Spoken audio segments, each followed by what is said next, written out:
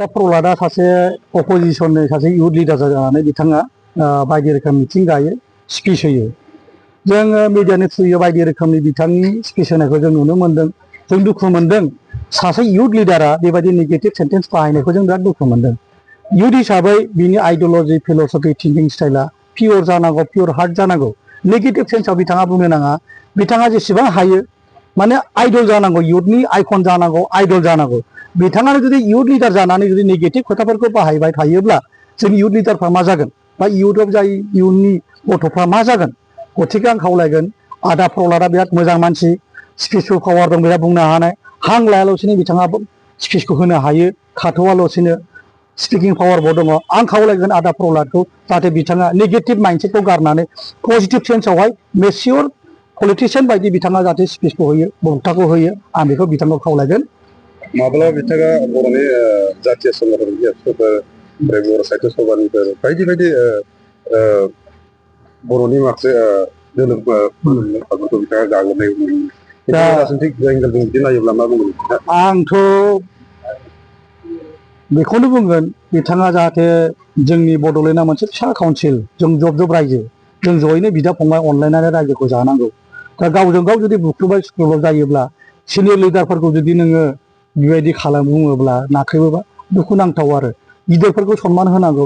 बिथांमोननि दिनै दैदेननायाव दिनै काउन्सिल जादों नङा होमबा? सोरबा साहित्य सभा दैदेननाय, सोरबा ट्राइबेल संगठननि दैदेननाय, सोरबा बिएलटि दैदेननाय, सोरबा एबसु दैदेननाय, नङा होमबा? बिभिन्न प्रकारनि नोङो जे समावहाय जे संगठनखौ नांगौ बे समाव बे संगठन जोनोम जानानै जाथिखौ फोथांनो थाखाय बा बड'लेण्डखौ फोथांनो थाखाय खामानिखौ मावबोदों। गथिखे आंनि खावलायनाया बेनो बिथांमोननि जेरखम नोङो स्कुलाव फोरोङो, स्कुलावबो जों जेब्ला स्कुलाव जेब्ला हाबजेनो फोरोङो जे महात्मा गान्धीनि बोसोनजों सोलि, सोरबा मानसि गिदिर गोलावनि बोसोन लानानै सोलि। दा बिसोरबो जोंनि साफा साफा बिसोर बोसोनगिरि। दा बिसोर बे बोसोनगिरि बिथांमोनखौ सनमान होनांगौ। बिसोरनि जिथु लामा दिन्थिनाय बे दिन्थिनायजों सोलिलांनो हायोब्ला जोंनि बड'लेण्डआ समायनासिन जागोन आरो इयुन जोलैना क्लियार माइन्डजों पियर हार्टजों बिथांमोना फैगोन। बेखायनो आं खावलायगोन जाहाथे बिथाङा बेबायदि जाहाथे नेगेटिभ लेंगुवेज बाहाया आरो बेबायदि गाग्लोबा। बेखिनिखौ बुंना फोजोबबाय।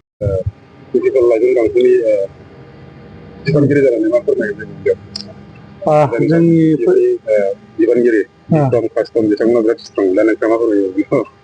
फैगौ जोंनि जिथु बिसायख'थि जानो थांगासिनो दङ। दा बे बिसायख'थियाव जोंनि इउपिपिएल दोलो हिसाबै जों बिराद सान्थिपूर्ण जों गेलेगोन आरो जोङो खुनु रावखौबो खहा खालामालासिनो रायजो राजा मोजांनि थाखाय बयबो जों सान्थिपूर्ण जों गेलेगोन। आरो जों इउपिपिएल दोलो हिसाबै जिहेथु रायजो राजा बयबो मोजां मोनो, जोङो 100% जों देरहागोन आरो सरकाराव जों इउपिपिएल दोलोआनो सरकारखौ दागोन।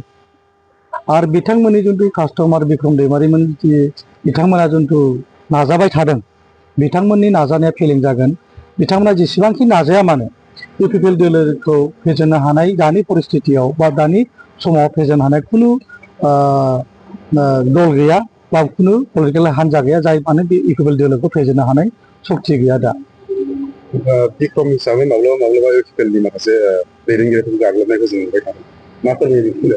बिथाङा अपोजिसनाव थानानै गाग्लोबगोन, माखासे बाथ्राफोरखौ बुंगोन जाय बाथ्राफ्रा बिथाङा बुंनायाबो गाहाम। बिथाङा जुदि जेसेबां बिथाङा अपोजिसन थानानै जोंनि माबाखौ खोन्थागोन जेसेबां जोंहा खामानि मावनो सुबिदा जागोन। बिथाङा जुदि माबाफोर जुदि नुदोंबा जोंनि थाखाय सुबिदासिन खामानि मावनो थाखाय। थ' बिथांखौ आं खावलायगोन बिथाङा जुदि इयुथ लिडार हिसाबै मोजां जाहाथे नोङो फिलसफि बा आइडियलजिखौ बाहायना जाहाथे बिथाङा जाहाथे बक्ताफोरखौ हायो, इलेक्सनखौ इलेक्सन हिसाबै लाङो, आइडियलजिफोरखौ लाङो, जाहाथे मेसियर पलिटिशियान बायदि बिथांमोना जाहाथे स्पिचखौ होयो। बेखौ आङो बिथांमोनखौ खावलायगोन। दाखालि थांनाय बावैसो साननि सिगां क'क्राझारनि मोनसे बावखुंग्रियाव सासे सेंग्राया इउपिपिएल न'खरनि मानसिखौ गाग्लोबनानै न' बुफायलांनाय, देरा बुफायलांनायनि जाथाया जादों। मा फोरमायनो? बेथ' जोबोद दुखुनांथाव बाथ्रा। गोदोनि बायदि दा सम गैलिया। सोरखौबा बुख्रेबनानै भट आदाय खालामनाय, सोरखौबा नाख्रेबनानै भट आदाय खालामनाय। गोदोनि परिस्थितिया आलदामोन, दानि परिस्थितिया आलदा। दा बयबो गोरों गोरा जाजोब्बाय, फरायनायफ्रा बयबो बांजोब्बाय, सोरबा पिएइचडि फरायबाय, डक्टरेट फरायबाय, बहुद रोखोमनि दा गोरों गोरा जोंनि समाजाव दंसै।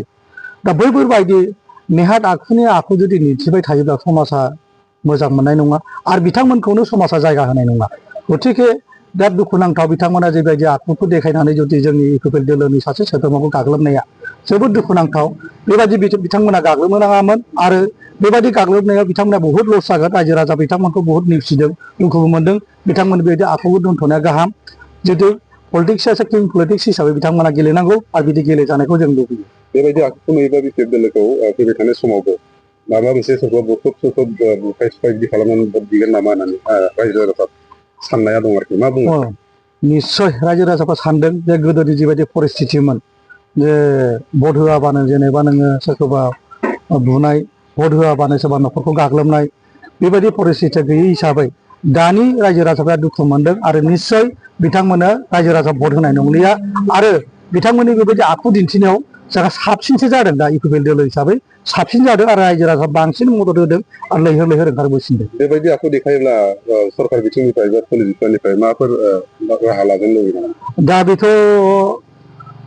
निस्सय एडमिनिस्ट्रेटिभनि खामानिखौ एडमिनिस्ट्रेटिभ डिपार्टमेन्टआ मावखागोनखा जोंहा जोंनि खामानिखौ जों मावगोन दा बेफोर गिदिर गोलावफोरनि जिथु मेसेजआ सहैखाबाय बिथांमोना मा स्टेप लानो हायो बेखौ बिथांमोना मावखागोनखा जायखिजाया जोंहा जों जिखिनि बुंनांगौ खावलायनांगौ दं जाहाथे बिथांमोना बेबायदि नेहार आखुखौ दिन्थिया समाजाव गुबुंले बारहाखौ बारहोआ गावजों गाव नासयलायनायखौ जाहाथे खालामलाया आं बेखौनो खावलायगोन पलिटिक्सआ जाहाथे समाज सेवा नालाय बयबो जाहाथे मोजाङै मोजां गेलेयो पलिटिक्स गेलेयो आं बेखौनो खावलायगोन आरो राजनितिनि बारा बाबाय जिहेतु दा बयबो गावबागाव दोलो हिसाबै बिसायख'थि हिसाबै रिनिउ खालामगासिनो दं नोंथांमोननि समस्यायावबो दा इउपिपिएल हिसाबै खालामगासिनो दं माबायदि भट लानानै देरहाथाव दं जोंथ' एबसुलुट मेजरिटि लाना देरहागोन दिनै जोङो नायदो नोङो चन्दन सारनि जिथु समस्ति काजलगाव समस्ति ओरैबायदि मोजां समस्ति दोहौआनो आलादा रोखोमनि जायनि फलाव बिथांमोनहा मोनसे प्रेसार स्ट्रक जानाय बायदि बिथांमोना चन्दन सारखौनो बायदिसिना बुंनानै बिथा खालामना बिथांमोना प्रेस मिट होनांनायनि बाध्य जानांदों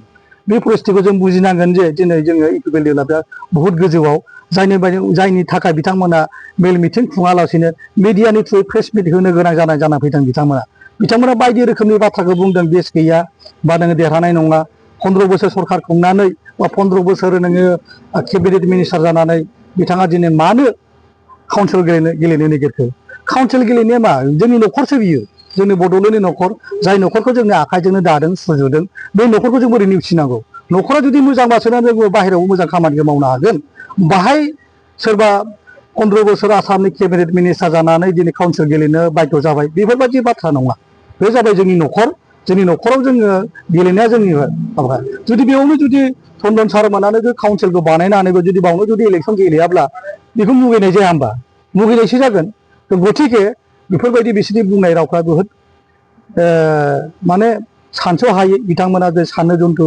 साननांगौ दङमोन जिथु बुंनांगौ दङमोन जिथु फिल'सफि आइडिय'लजि बिथांमोना गैलिया साननो हानाय सक्तिया गैलिया बेखायनो बिथांमोना ओरैनो नङै बाथ्राफोरखौ बुंनानै रायजोफोरखौ माने गलि होनो हायो नामा बेफोरबायदि गेमखौ बिथांमोना गेलेगासिनो दङ नाथाय रायजो राजाफ्रा बुजिजोब्बाय गोदाननि जुगाव गोरों गोरा जोबसै दा 5G मुगासै गोदोनि बायदि 2G मुगा नंला जायनि थाखाय रायजो राजाफ्रा बुजिखासै बिथां जेसेबांखि होना जेसेबांखि बुङा मानो रायजो राजाफ्रा इउपिपिएल दोलोनोनो भटखौ होगोन